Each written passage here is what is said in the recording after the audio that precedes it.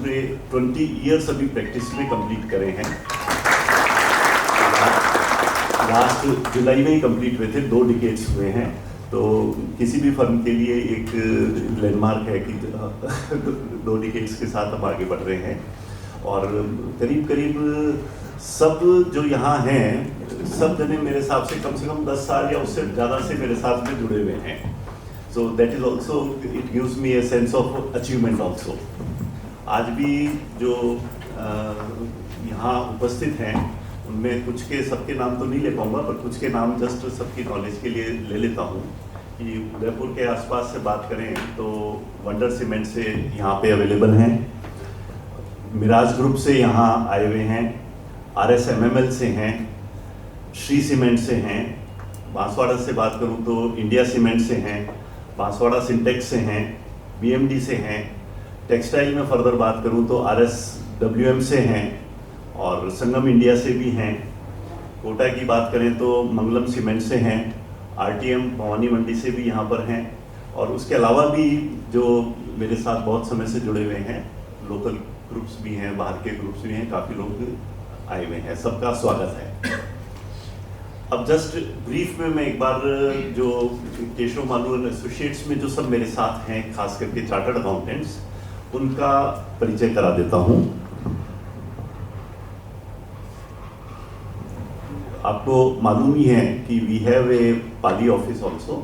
सुरेंद्र पारख यहाँ अवेलेबल हैं, senior chartered accountant, जो जितनी हमारी फर्म है पुरानी, उतनी टाइम से आप जुड़े हुए हैं मेरे साथ में रेगुलर। और पाली ऑफिस में मैं कहना चाहूँगा कि GST का तो खैर काम हमारे सब ऑफिस में होता ही है, उसके अलावा फाइनेंसिंग का काम भी होता है, कॉर्पोरेट फाइनेंसिंग खास करके, जो स्टेट सब्सिडीज वगैरह होती है उसका भी काम होता है, company audits, income tax audits, और ये काम भी पाली ऑफिस में काफ़ी रेगुलर होता है। वहाँ पे इनको असिस्ट करने के लिए साथ में जो चार्टर्ड अकाउंटेंट्स हैं उसमें शानू पारक हैं, रुचिर बाहेती है, पूजा बाहेती है, बाकी स्टाफ मेंबर्स हैं। Similarly we have a office in Jodhpur also. आज वो कुछ हेल्थ रीजन से नहीं आ पाए हैं, जहाँ CA शालीन बायती है और CA रवि जाजू हैं, जो इस हमारे केशव माधव एसोसिएट्स का पार्ट है। उसके अलावा जो आज के स्पीकर भी हैं, निखिल झंवर हमारे साथ हैं, चार्टर्ड अकाउंटेंट। आप जयपुर ऑफिस बेसिकली देखते हैं और साथ में NCR भी देखते हैं, और आपके साथ भी वहाँ पे चार्टर्ड अकाउंटेंट्स में जयश्री है और निर्मल करके हैं, 2 चार्टर्ड अकाउंटेंट जुड़े हुए हैं, बाकी अलग स्टाफ के साथ में। जो उदयपुर की बात करें अगर, तो सौरभ नागदा चार्टर्ड अकाउंटेंट, मैं मिस कर गया बीच में, स्वाति हैं स्वाति के लिए भी मैं ये कहना चाहूँगा, जितनी पुरानी हमारी फर्म है तब से ही स्वाति हमारे साथ में जुड़ी हुई है, CACS हैं। और रश्मि हैं जो चार्टर्ड अकाउंटेंट यहाँ पे हैं, अजीज हैं चार्टर्ड अकाउंटेंट, जो मतलब यंग टीम का एक हिस्सा है हमारे यहाँ पे, बहुत एक्टिव हैं। अनुश्री है चार्टर्ड अकाउंटेंट, जो हमारे साथ उदयपुर ऑफिस में जुड़े हुए हैं, और CA मनाली व्यास हैं, she is also chartered accountant with us. तो ये ब्रीफ में जो चार्टर्ड अकाउंटेंट्स की टीम है उनका परिचय है। बाकी जो सपोर्ट स्टाफ हैं वो सारे नेचुरली उदयपुर ऑफिस में कईयों से आप परिचित भी हैं। हमारे वरुण जी हैं, वो भी शुरू से मेरे साथ में जुड़े हुए हैं, अभी शायद व्यवस्था में लगे हुए हैं। यशवंत है, कावड़िया जी हैं, आप लोगों की, काफ़ी लोगों की उनमें से बातचीत भी होती है। अब मैं शुरू करना चाहूँगा आज का जो फर्स्ट टेक्निकल सेशन है, जो मेरे से ही शुरुआत हो रही है, तो उसको एक बार शुरू कर देते हैं। आज की जो सेमिनार की शुरुआत है वो अपन करते हैं, जो फर्स्ट टॉपिक है liquidated damages, penalties, compensation, various cancellation charges. अलग अलग रूप से जो हमारे रिकवरीज होती है, जो मिसलेनियस इनकम का पार्ट होती है, उनकी टैक्सेबिलिटी से संबंधित चर्चा करते हैं। जो इससे संबंधित इशू अराइज होता है, that is basically from this clause. agreeing to the obligation to refrain from an act or to tolerate an act or a situation or to do an act। ये फ्रेज कोई आप सबके लिए नया नहीं है, सर्विस टैक्स टाइम से continue हो रहा है, सर्विस टैक्स टाइम से ही इस पे लिटिगेशन भी चल रहे हैं। जीएसटी के अंदर भी ये क्लॉज यूं का यूं बोरो हो गया है और जीएसटी में भी इससे संबंधित लिटिगेशन चल रहे हैं। Already there are show cause notices कि इस स्कोप को डिपार्टमेंट ने, इस क्लॉज के स्कोप को बहुत एनलार्ज किया हुआ है और यूं समझ लो ये क्लॉज ऐसी है, अगर इसको एनलार्ज किया जाए तो एवरीथिंग कम्स इनटू दिस, और यही डिपार्टमेंट ले रहा है, अकॉर्डिंगली शो कॉज नोटिस दे रहा है। तो अब जाकर के कहीं इसके ऊपर क्लैरिफिकेशन इशू हुआ है। इस पे बहुत सारे लिटिगेशन तो हुए हैं, ऑलरेडी कुछ लिटिगेशन ऐसे भी हैं जो अपनी ऑलरेडी ओपिनियन थी, उस ओपिनियन को सपोर्ट करने वाले जजमेंट्स आए हैं इसके ऊपर में, रिसेंटली आने शुरू हुए हैं। इस क्लैरिफिकेशन ने भी बहुत सारी चीजें प्रिंसिपली कंसेप्चुअली क्लियर करने की कोशिश की है और जो ओरिजिनली ओपिनियन थी अपनी भी, कंसल्टेंट्स की भी, उसको अपहोल्ड किया है कहीं कहीं इसने। जो डिपार्टमेंट ग्राउंड लेके शो कॉज नोटिस दे रहा है, करीब करीब उन सबको इस क्लैरिफिकेशन के थ्रू स्क्वैश किया भी है। So it is a good effort, लेकिन एज यूजुअल उसके सर्कुलर इटसेल्फ में कुछ कंट्राडिक्टरी चीजें भी डाली हुई है। तो अभी भी कहीं कहीं स्कोप उसके मिसकंसेप्शन का या उसको मिसरेड करने का स्कोप कहीं छोड़ा हुआ है। तो एक बार डिटेल में इस पे चर्चा करते हैं, क्या इस सर्कुलर ने क्लैरिफाई किया है, क्या उसमें से ठीक है, क्या ठीक नहीं है, और क्या फर्दर लिटिगेशन का स्कोप कहां कहां बन सकता है, हमको क्या करना चाहिए, इसको डिटेल में थोड़ा एक बार देखते हैं। बेसिकली इसके अंदर में 3 एक्सप्रेशन यूज हुए एक सिंगल क्लॉज में। One is obligation to refrain from an act, second is to tolerate an act, यही टॉलरेट एन एक्ट पे सबसे ज्यादा लिटिगेशन में है, और तीसरा है obligation to do an act. ये 3 चीज का स्कोप क्या है, इस सर्कुलर ने कुछ चीजें क्लैरिटी की है। To refrain from an act, एक बार समझ लेते हैं कि इसमें जो इन क्लॉजेस के स्कोप में क्या चीजें एक्चुअली आनी चाहिए, व्हाट इज इंटेंडेड, जो टैक्स करने के लिए ये क्लॉजेस आई है, and what is not intended but being taxed by department, उसको भी चर्चा करते हैं। तो to refrain from an act एक तरह से पैसिव सर्विस की बात हो रही है यहां। पैसिव इन द सेंस कि I agree not to do something, for that you pay me, that is the scope of this service. जैसे कॉमन एग्जांपल बात करें तो एंटी कॉम्पीट एग्रीमेंट है, इस सर्कुलर में भी उन्होंने भी क्लैरिफाई किया है। एंटी कॉम्पीट एग्रीमेंट मींस एक कंपनी है जो सपोज राजस्थान में है और राजस्थान में मार्केटिंग करती है और अपने प्रोडक्ट गुजरात में भी बेचती है। वो अगर किसी कंपनी, गुजरात की कंपनी से ऐसा एग्रीमेंट कर ले कि ठीक है आप राजस्थान में मत बेचना, मैं गुजरात में नहीं बेचूंगा, यू पे मी, दोनों एक दूसरे को दे सकते हैं। हो सकता है इतना ही हो कि मैं गुजरात में नहीं बेचूंगी, ओके यू सेल, मेरे को कंसिडरेशन दे देना। So there is a clear cut agreement between the two, agreement not necessarily always written, may be verbal also, लेकिन जब रिटन होता है तो it is easy to justify what is the scope. Verbal में there are chances of confusion, तो इसलिए contract जहां भी यूज कर रहे हैं वर्बल इज इम्प्लाइड, ठीक है। तो मैंने अगर ऐसा कोई कॉन्ट्रैक्ट किया जिसमें मैं कहता हूं कि गुजरात में मैं नहीं बेचूंगा, बदले में आप मेरे को कंपनसेट कर दो, that is refrain from an act. इस तरह की सिचुएशन हो सकती है। कुछ एग्जांपल और भी सर्कुलर ने दिए हैं कि ठीक है आप कुछ रेफ्रेन के लिए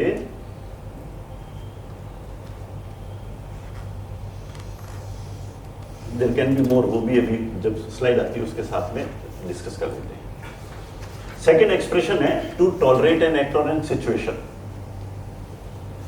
टॉलरेट करना मीन्स बेसिकली कि आप कुछ करें, मैं उस पर ऑब्जेक्शन नहीं करूं, टॉलरेट कर लूं, उस बात का पैसा लेता हूं।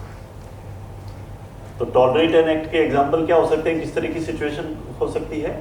जैसे कोई शॉपकीपर है और वो अपने आगे कोई हॉकर भी, अपन ने देखा होगा दुकानों के बाहर कोई ठेला लगा लेता है, कोई पान वाला अपना लगा लेता है, कुछ लगा लेता है, तो उसका ऑब्जेक्शन कर सकता है, पर वो ऑब्जेक्शन नहीं करता है और उस बात के पैसे ले लेता है, तो he is tolerating his presence there. That can be one example, tolerate an act.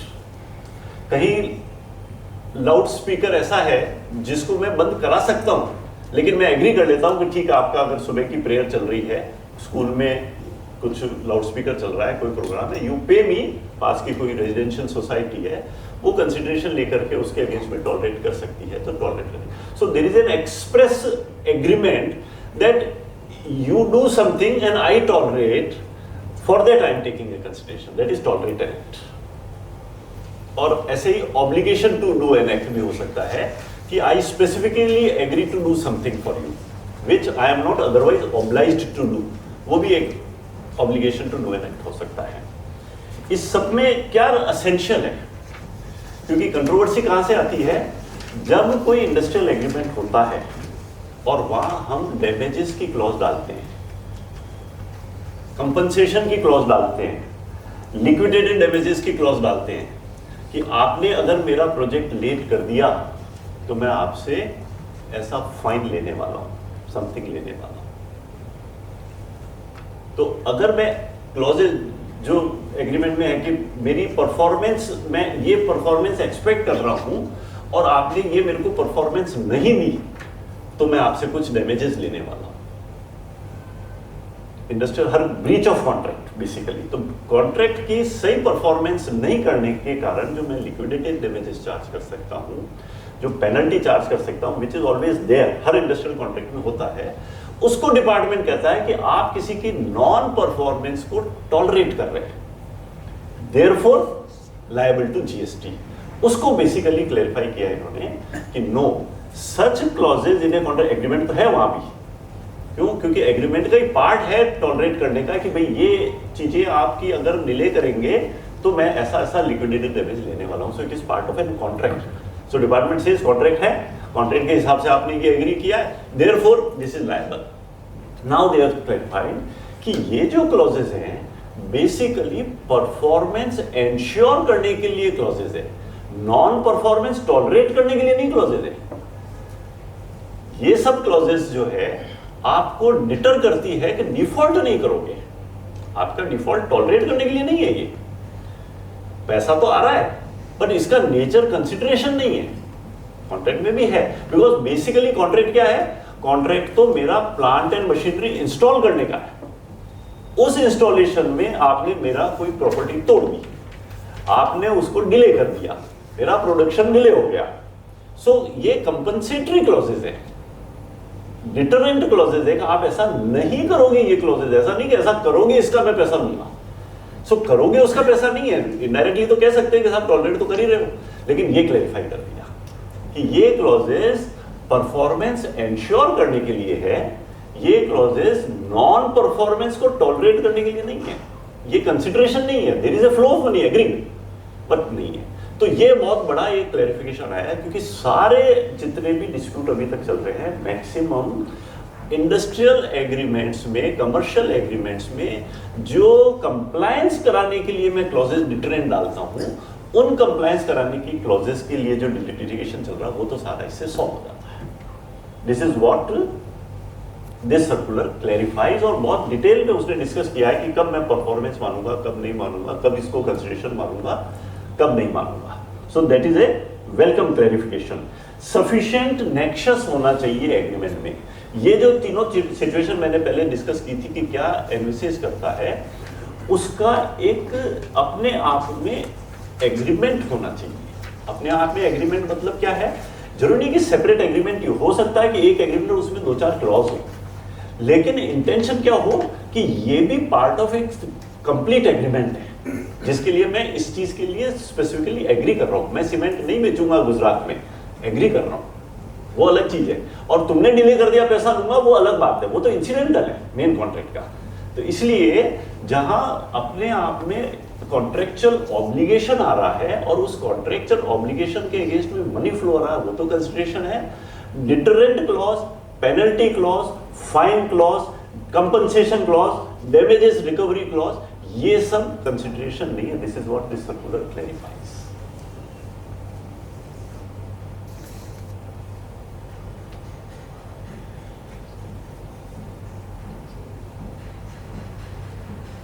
ठीक है ना, तो ये इसके जो क्लैरिफिकेशन के हैं ये सारे इसके अंदर में साइड में ब्रॉड चीजें डिस्क्राइब की हुई है।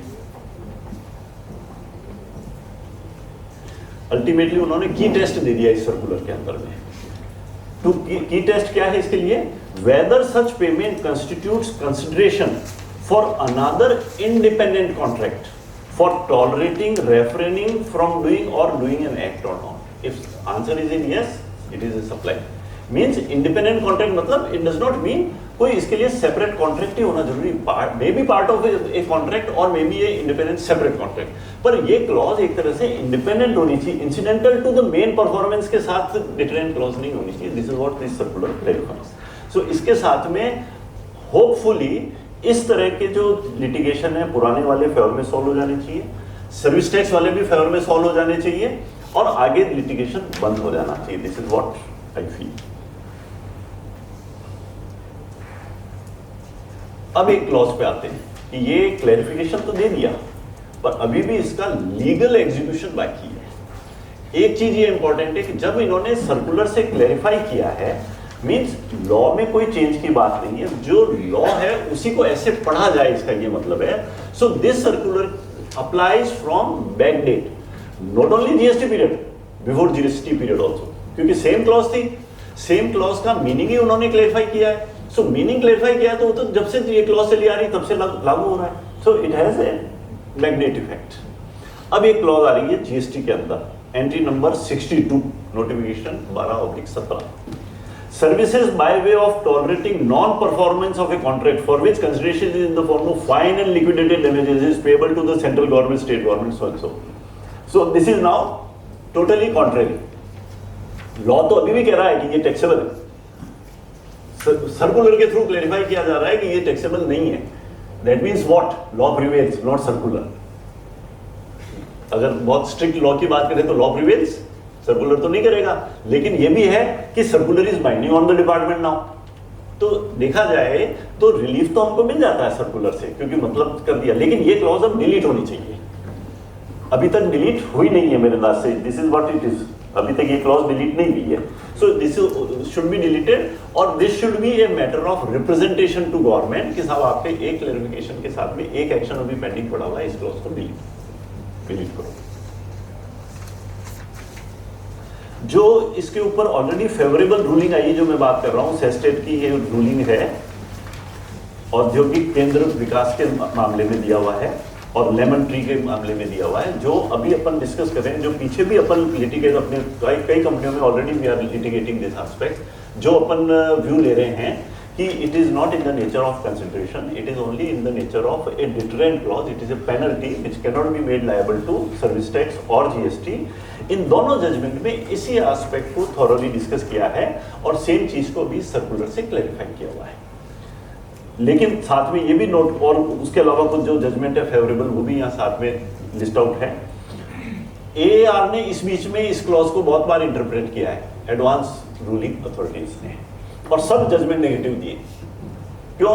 क्योंकि रेवेन्यू की अथॉरिटी है तो रेवेन्यू के फेवर में ही देती है, प्रो रेवेन्यू बात है।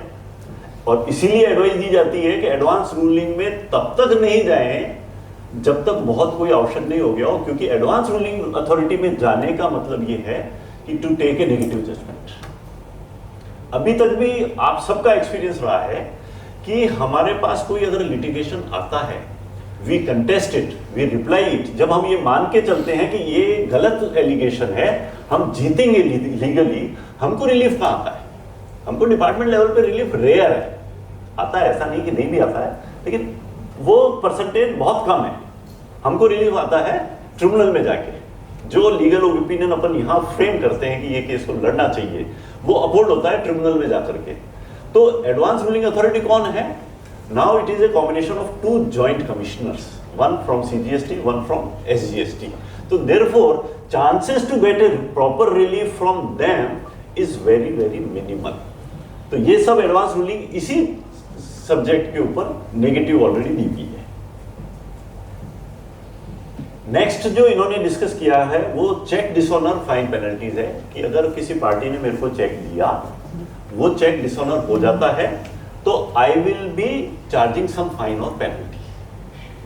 सो here also they have clarified it is in the nature of fine penalty. ऐसा कोई एग्रीमेंट नहीं करता है साहब चेक डिसऑनर कर रहे हो आप तो मेरे को पैसा लेना है। सो ये तो रोकने के लिए, देयरफॉर नो जीएसटी।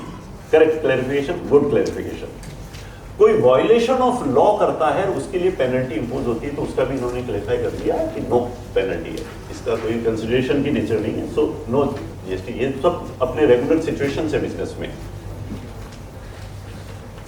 कोई एम्प्लॉय है और उसका बॉन्ड है सपोज कि 3 साल तक मैं सर्व करूंगा, वो बॉन्ड को ब्रेक करके चला जाता है और उसका जो भी बॉन्ड में एक क्लॉज होती है कि आप अगर पहले अर्ली लीव कर दोगे बॉन्ड में तो मैं साथ 3 महीने की सैलरी लूंगा, 6 महीने की सैलरी लूंगा, समथिंग। तो वो भी इन्होंने यही कहा है कि ये जो बॉन्ड के अगेंस्ट में है, again it is A deterrent clause, consideration नहीं है, no GST.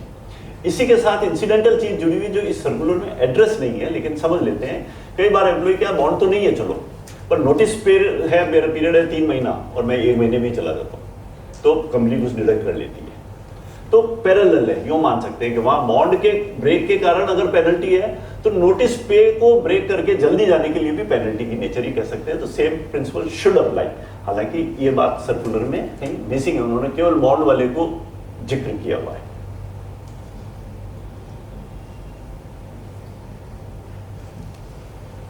Late payment surcharge और फीस। कई जगह क्लॉज होती है कि अगर मेरा पेमेंट ड्यू है and you make late payment तो मैं एडिशनल कुछ पेमेंट लूंगा।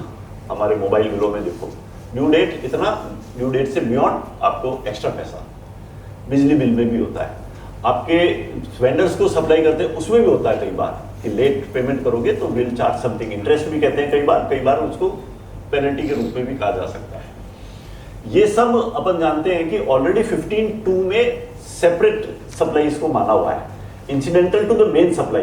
तो ये लेट पेमेंट होने के लिए जो भी कंसिडरेशन मैं चार्ज करूंगा that is already liable to tax at what rate, जो भी गुड्स की रेट है, जो भी सर्विस की रेट है, मेन प्रिंसिपल सप्लाई है उसके साथ ही जाती है। ये इस सर्कुलर ने क्लैरिफाई किया है कि this is not a separate service, वरना तो 18% है।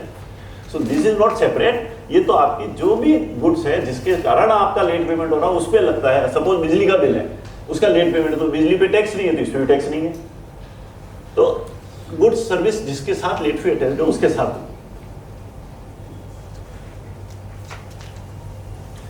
कैंसिलेशन चार्जेस, ये बहुत एक इंपॉर्टेंट चीज है कि कैंसिलेशन ऑफ इंटेंडेड सप्लाई। यहां कंट्रोवर्सी भी क्रिएट कर दी गई, यूं कह सकते हैं।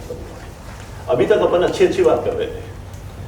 बहुत कॉमन सिचुएशन है कि मैं होटल में जाता हूं या होटल में जाने के लिए बुकिंग कराता हूं, बुकिंग कैंसिल कर देता हूं तो होटल मेरे से या तो पूरा मनी फॉरफिट कर लेता है या कुछ कैंसिलेशन चार्जेस चार्ज कर देता है। और भी कई एग्रीमेंट हो सकते हैं जहां मैंने फ्लाइट की बुकिंग कराई, कैंसिल कर दी, मैंने टूर जाना था, बुकिंग कराई, कैंसिल कर दी, I did not avail service, he did not give me any service. तो ये booking cancellation charges tolerate an act है या क्या है? तो इस सर्कुलर ने इतना तो कह दिया कि साहब ये टॉलरेट एन एक्ट नहीं है, उस क्लॉज में तो नहीं जाता 18% में, क्योंकि वरना कैंसिलेशन को आप कह सकते हो कि वहां भी जाता है। तो क्या है? पर टैक्सेबल है। टैक्सेबल क्यों है? कि साहब ये फैसिलिटेट कर रहा है जो आपने सर्विस नहीं ली एक तरह से होटल रूम की, वो होटल रूम की बुकिंग करने से एंड तक आप एग्जिट करते हो तब तक सर्विस ही चल रही है। जब बुकिंग की तो उसने कुछ प्लेटफॉर्म अवेलेबल कराया, चेक इन किया तो आपको दिया, रूम में दिया, वापस गए तब आपको बाहर तक छोड़ा, ये सब एक बंडल्ड सर्विस का पार्ट है। इसलिए कैंसिलेशन भी उस बंडल्ड सर्विस का पार्ट है। जिस सर्विस के लिए आपने बुकिंग कराई थी तो उसी सर्विस की रेट से टैक्सेबल हो जाना चाहिए। कहीं सही नहीं है, क्योंकि कैंसिलेशन में सर्विस तो अवेलेबल एक्चुअली हुई नहीं है, पैसा उसने रिटेन किया है पर सर्विस नहीं दी है। सो अगेन कैंसिलेशन आदमी नहीं कराए, अननेसेसरी मेरी बुकिंग कर ले और पता लगा आया ही नहीं। सो कैंसिलेशन को रोकने के लिए ये क्लॉज है। इट इज नॉट दैट कि मैं कैंसिलेशन एग्री करता हूं, इस बात के लिए पैसा ले रहा हूं। मेन सप्लाई का पार्ट इंसिडेंटल भी कहना गलती है कहीं भी कि भाई ये मेन सप्लाई का पार्ट है। ऐसा जजमेंट भी है लेमन ट्री आई थिंक, जिसके अंदर इसी तरह का जजमेंट ऑलरेडी दिया हुआ है। लेकिन सर्कुलर ने कहीं क्लैरिफाई किया है कि ये कैंसिलेशन चार्जेस जो हैं वो मेन सप्लाई जो कैंसिल हुई, टूर ऑपरेटर तो टूर ऑपरेटर में टैक्सेबल होगा, होटल है तो होटल में टैक्सेबल होगा, और कोई चीज है तो और कोई चीज नहीं। इसी सर्कुलर में बिड कैंसिल कर देता हूं, मेरा पैसा फॉरफिट हो जाता है, तो कहा ये तो कंसिडरेशन नहीं है, कुछ भी नहीं मिलता है। जिसने कैंसिल किया उसको क्या मिला, उसका तो पैसा जब्त हो गया। तो एक क्लैरिफिकेशन ये भी है कि बिड अमाउंट लगाऊंगा, कैंसिलेशन कर दिया, पैसा फॉरफिट हो गया, टैक्स नहीं लगता है। पर होटल बुकिंग कराऊंगा, पैसा दूंगा, फॉरफिट हो गया, तो मुझे क्या मिला, मुझे तो नहीं मिला। Same logic applies. पर कहा है कि इसमें आपका वो बंडल्ड सर्विस का एक पार्ट है, वहीं से सर्विस शुरू हो जाती है। तो हाइपोथेटिकली उनको क्लैरिफाई किया है।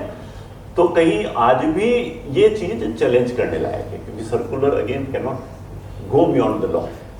तो इसको जिसको मटेरियलिटी है वो चैलेंज कर सकता है, हाईकोर्ट में जाने का अभी भी स्कोप है, क्योंकि circular is crossing the boundaries of law, और खास करके ट्रिब्यूनल जजमेंट के ऑलरेडी अगेंस्ट है।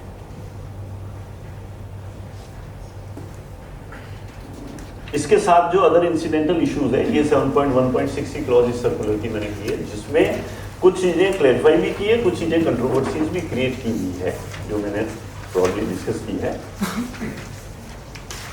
अब बात करें कि कुछ लोग ऐसे भी हैं जिन्होंने एडवांस रूलिंग इस पे ली हुई है और उसमें नेगेटिव आई है, and they are paying also. तो उनको क्या करना चाहिए? अब पे करना तो बंद करना चाहिए, जहां क्लियर कट क्लैरिफिकेशन होगा। अभी सर्कुलर का नटशेल में अपन बात करें तो क्या है कि लिटिगेशन फ्री बात तो ये कि जो स्पेसिफिक सिचुएशन सर्कुलर में क्लैरिफाइड है उनको वैसा फॉलो कर लो। लिक्विडेटेड डैमेजेस कंपनसेशन क्लैरिफाइड है, उस पर देना बंद कर सकते हैं हम सेफली। जो कैंसिलेशन वाली चीज है उस पर क्लैरिफाइड सेपरेटली है, तो कैंसिलेशन वाले को इसने जैसा कहा वैसा फॉलो कर लें, लिटिगेशन फ्री मामला हो जाएगा काफी कुछ हद तक। इसके अलावा अगर फॉलो करना है तो एक अलग बात है, क्योंकि उससे साथ में मैं आज भी लिक्विडेटेड डैमेजेस पर अगर टैक्स देता हूं कंट्रोवर्सी अवॉइड करने के लिए, क्योंकि मुझे आईटीसी मिलती है। लेकिन अब इस क्लैरिफिकेशन के बाद देना और आईटीसी लेना अपने आप में वो आईटीसी के क्वेश्चन मार्क में जा सकती है। देयरफॉर जो क्लियर इसमें क्लैरिफाइड है वैसा फॉलो करना ही बेटर है। एडवांस रूलिंग जिन्होंने ली है उनको तो बाइंडिंग है वो एडवांस रूलिंग। तो ऐसी एडवांस रूलिंग जिसमें ये कहा हुआ है कि लिक्विडेटेड डैमेजेस पे टैक्स है, उनको बंद करने से पहले उस रूलिंग को क्वेश भी करा लेना चाहिए हाई कोर्ट में जाकर के कि ये रूलिंग अब इफेक्टिव नहीं रहनी चाहिए क्लैरिफिकेशन, क्योंकि ऑटोमेटिक वो खत्म नहीं हो रही है। So that can be done. अब जिन्होंने इस पे टैक्स दिया है और जिनको क्रेडिट मिल गई, यूज हो गई, वहां तो कोई इशू नहीं है। लेकिन जिन्होंने क्रेडिट नहीं ली है क्योंकि मिलती नहीं है, या जिनकी क्रेडिट ले ली है लेकिन पड़ी रहती है, तो ऐसे लोगों को क्या करना चाहिए, क्योंकि वो कॉस्ट बन रही है। सो अगर मटीरियलिटी है और मैंने ऐसा टैक्स दिया हुआ है जो सामने वाले से मैंने रिकवर भी नहीं किया, अगर मैंने इनवॉइस में ही लगा के टैक्स लगा के लिया, रिकवर कर लिया, वहां भी बात खत्म हो गई। पर जिसमें मेरी खुद की कॉस्ट बनी हुई है उसको मैं रिफंड लगा सकता हूं। 2 साल का पीरियड तो लॉ देता है मेरे को, और चूंकि ये टैक्स नहीं था, under A mistaken belief of tax मैंने ये पेमेंट किया है। सो जनरल लिमिटेशन क्लॉज के हिसाब से 3 साल तक भी मेरा रिफंड जा सकता है। सो अगर ऐसा पैसा है, सब्सटेंशियल है, रिकवर नहीं किया है, मेरी कॉस्ट बनी है, तो पिछले 3 साल तक के लिए रिफंड के ऊपर भी जाया जा सकता है।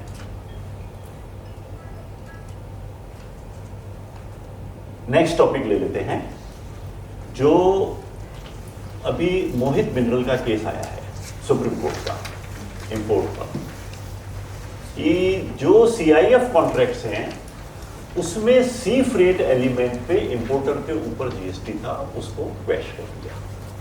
और क्वैश कर दिया मींस क्या, कि उसने जो प्रेजेंट लॉ था उस लॉ को ही बताया कि ये लेवी गलत है। दैट मींस बैकडेट से इफेक्ट। तो जब से ये लॉ आया तब से इस बात को कह सकते हैं कि ये सुप्रीम कोर्ट का डिसीजन वहां भी अपना एप्लीकेबल है। कारण क्या दिया, इंपॉर्टेंट है जानना। कारण ये दिया कि कंपोजिट सप्लाई है, कि आपने बेसिकली तो फॉरेन सप्लायर से गुड्स इंपोर्ट करने का एग्रीमेंट किया था। वो गुड्स इंपोर्ट करने के एग्रीमेंट में सी फ्रेट शामिल था, जो आपने एग्रीमेंट नहीं किया, सामने वाली पार्टी ने किया। So sea freight was inbuilt in your CIF contract, और उस सीआईएफ कॉन्ट्रैक्ट पे आप ऑलरेडी जीएसटी दे चुके हो, IGST as a part of custom duty. GST law में एक क्लॉज है जो पहले एक्साइज लॉ में नहीं थी, कि आईजीएसटी ऑन इंपोर्ट लगाई जाएगी कस्टम लॉ में। एक स्पेसिफिक क्लॉज नहीं भी होता तब भी लगा सकता था कस्टम एक्ट के प्रोविजन से, पर आईजीएसटी लॉ में डाला कि IGST on import is also applicable, it will be collected through custom law. Custom law में एक डाला है कि ये आईजीएसटी मैं आईजीएसटी एक्ट के अंदर इंपोज कर रहा हूं। तो ये दो क्लॉज होने के कारण सुप्रीम कोर्ट ने कहा कि now it is a composite contract, और कंपोजिट कॉन्ट्रैक्ट में आप उस मेन सप्लाई के कंपोनेंट पे अलग से टैक्स नहीं ले सकते। खत्म हो, इस खत्म करने के साथ में वही क्वेश्चन अराइज होते हैं कि मुझे क्या करना चाहिए। जिसने खत्म हो गया, क्रेडिट ले ली थी, यूज हो गई, उसको कुछ भी नहीं करना। खत्म हो गया, आगे फर्दर टैक्स देना चाहिए नहीं देना चाहिए, पक्का नहीं देना चाहिए जब तक कि कोई रिट्रोस्पेक्टिव बात नहीं आ जाए। रिसेंटली न्यूज थी कि इसको खत्म ही कर देंगे, प्रोविजन को हटा देंगे, तो आगे नहीं देना, ये भी क्लियर हो गया। भले क्रेडिट मिलती है तब भी अब नहीं देना है। तीसरी चीज ये कि जिन्होंने दे दिया, जिनकी कॉस्ट बनी हुई है, जिनको क्रेडिट काम नहीं आ रही है या जिनको क्रेडिट मिलती नहीं है, उनको क्या करना? अगेन सेम थिंग, रिफंड पे चले जाएं, रिफंड क्लेम कर सकते हैं। एक्सेस पेमेंट ऑफ टैक्स में, एक्सेस पेमेंट ऑफ टैक्स क्यों? क्योंकि ये टैक्स था ही नहीं, मैंने भी दिया जानते हुए, डिपार्टमेंट ने भी माना, लेकिन इसकी नेचर टैक्स नहीं थी। सुप्रीम कोर्ट कह रहा है ये टैक्स गलत, टैक्स ही नहीं। सो एक्सेस पेमेंट ऑफ टैक्स के अंदर इसको रिकवर किया जा सकता है। 2 साल का पीरियड जीएसटी लॉ के हिसाब से, उससे पिछला पीरियड जनरल क्लॉजेस एक्ट के हिसाब से, क्योंकि it is not in the nature of tax. तो ये भी वापस रिफंड क्लेम किया जा सकता है। अपने ही कई क्लाइंट हैं जिन्होंने ऑलरेडी रिफंड फाइल भी किया है और चल रहा है। टोरेंट पावर लिमिटेड का जजमेंट है गुजरात हाईकोर्ट का, लुइस ड्राइवर्स का कंपनी का भी एक जजमेंट है गुजरात हाईकोर्ट का, जिसमें इस सुप्रीम कोर्ट ऑर्डर के बेसिस पे रिफंड देने के आदेश भी ऑलरेडी हो चुके हैं। गुजरात बहुत आगे हमसे, सब अच्छे जजमेंट इनिशिएट कहीं कहीं गुजरात से हो रहे हैं। क्यों आगे हैं? पहली चीज, ट्रेड बहुत जागरूक है। गुजरात में कोई भी हम सेमिनार करते हैं, नॉर्मल अगर कम लोग आए हैं तो 200, और मेरी ही सेमिनार में 1600 लोग भी आए हुए, चार्टर्ड अकाउंटेंट्स। तो गुजरात की चीज ये, इंडस्ट्री भी बहुत जागरूक है, कोर्ट्स बहुत ओपन है, अच्छे जजमेंट दे रही है। हमारे राजस्थान में थोड़ी कंजर्वेटिव है, आसानी से रिलीफ नहीं मिलता है, लेकिन गुजरात में कोर्ट्स, ये मोहित मिंदल कहां से जनरेट हुआ? गुजरात, सुप्रीम कोर्ट से अफोर्ड हुआ। सो गुजरात के ही ये जजमेंट है जिसमें ऑलरेडी आईजीएसटी के रिफंड ग्रांट करने के ऑर्डर दिए हुए हैं। एक ब्रीफ में डिस्कस कर लेते हैं फेक इनवॉइस वाला इशू भी। Basically fake invoice is what? जहां ओरिजिन फेक है, फर्म एग्जिस्ट ही नहीं करती है, बोगस है, उसने कोई इनवॉइस तो जनरेट किया जीएसटी का, लेकिन सप्लाई ऑफ गुड्स नहीं दिया साथ में, दैट इज फेक। तो जब मैंने गुड्स ही नहीं दिए, केवल इनवॉइस दिया, तो सामने वाले ने अगर क्रेडिट ली तो उसकी क्रेडिट भी खराब। क्यों? क्योंकि उसके गुड्स रिसीव के बिना क्रेडिट ले लिया, और वो चेन भी चल सकती है आगे। So what to do? Chain बंद हो, ये तो इसका इफेक्ट है सर्कुलर का, कि आप ये जो क्रेडिट है, इस क्रेडिट का अगर हर जगह पे शोपोज देते रहोगे तो दिक्कत है। तो इन्होंने क्या क्लेरिफाई किया कि जिसने फेक इनवॉइस इशू किया है, गुड्स सप्लाई नहीं किया, उसका क्या होगा? उसने तो टैक्स तो दिया है, सो उसके ऊपर टैक्स की डिमांड नहीं आ सकती। उसके ऊपर क्या आ सकता है? जो सेक्शन 122(1) वो शोकॉज दिया है तो वो खारिज, उसमें पेनल्टी का शोकॉज आ सकता है। पेनल्टी कितनी है वहां? Equal to credit wrongly passed on, तो मतलब बराबर की बराबर पेनल्टी आ गई उसके ऊपर। So not a good solution still, पर टैक्स रिकवरी कुछ नहीं है वहां। जो रेसिपिएंट है उसके यहाँ क्या होगा? फेक इनवॉइस रिसीव हुआ और मेरे पास में गुड्स नहीं आए और केवल इनवॉइस पे क्रेडिट ली। अब मेरे पास गुड्स नहीं आए तो लॉजिकल कंक्लूजन क्या है? मेरी फर्दर सप्लाई भी नहीं हुई होगी। अगर मैं ट्रेडर हूं, गुड्स नहीं आए, फर्दर सप्लाई नहीं हुई है, तो इन्होंने कहा कि जब आपने क्रेडिट ली और वो क्रेडिट को बोगस सप्लाई में पे कर दी, तो क्रेडिट आपके पास रही नहीं, सो न तो इसको गलत क्रेडिट लेने का नोटिस दो, क्योंकि गलत क्रेडिट को गलत सप्लाई में पे कर दिया, it is not with him now, तो क्रेडिट का इसको शो कॉज मत दो, पेनल्टी का दे दो इसको।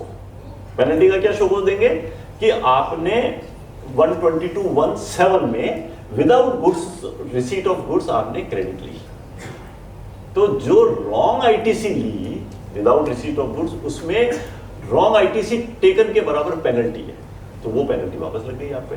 वरना तो क्या है, आईटीसी भी आ सकती थी, आईटीसी की डिमांड आती, पेनल्टी की भी डिमांड आती, सो पेनल्टी की डिमांड आई थी। फर्दर उसने बोगस सप्लाई रेज की तो उसके ऊपर वापस 122(1)(2) में भी पेनल्टी आएगी, issue of invoice without supply of goods, उसने तो दो काम कर दिए, तो उसके बाद डबल पेनल्टी आ गई। सो this is what it clarifies कि क्रेडिट का वहां मिसयूज नहीं है, क्रेडिट नहीं रिकवर कर सकते, पर ये पेनल्टी आ सकती है। पर इससे एग्री करने का सॉल्यूशन नहीं है, अगर डिस्प्यूट करने लायक सिचुएशन है, गलत है एलिगेशन, तो दोनों ही डिस्प्यूट करना चाहिए, वरना ईडी वगैरह सारी चीजें भी एप्लीकेबल होती है अगर आपने मिसयूज किया है तो। सो सबसे पहले तो देखना चाहिए मेरी फैक्चुअल पोजीशन क्या, अकॉर्डिंगली वन शुड डिसाइड, मुझे कंटेस्ट करना है, मुझे सरेंडर करना है, पेनल्टी पे जाना है। दो बात। तीसरी चीज इसके अंदर ही कि मल्टीपल शो कॉज नोटिस इसके अंदर में खत्म हो जाएंगे इसके साथ में कि भाई चेन ऑफ डॉक्यूमेंट, लेकिन पेनल्टी के शो कॉज नोटिस मल्टीपल चल सकते हैं।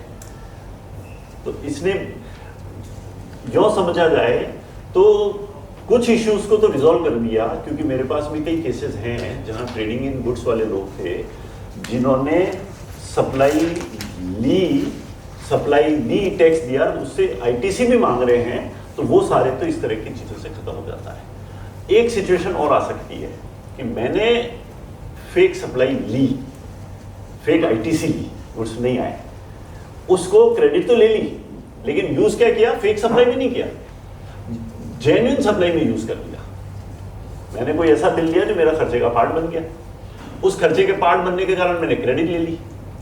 अब मैं तो सीमेंट बेचता हूं तो मैंने सीमेंट में यूज कर दी, यार्न बेचता हूं यार्न में यूज कर दी, कोई कमोडिटी में यूज कर दी, तो मेरी फर्दर सप्लाई तो फेक नहीं है, लेकिन मेरी आईटीसी फेक है। यहां क्या होगा, यहां सेक्शन 73-74 में शोकॉज आएगा, आईटीसी रिकवरी का शोकॉज आएगा, उसके साथ उसकी पेनल्टी का शोकॉज नोटिस आएगा। तो ये तीसरी सिचुएशन भी इन्होंने क्लैरिफाई कर दी है। सो इससे संबंधित फेक आईटीसी से संबंधित जो मुख्य बात है, दैट आई हैव कवर्ड।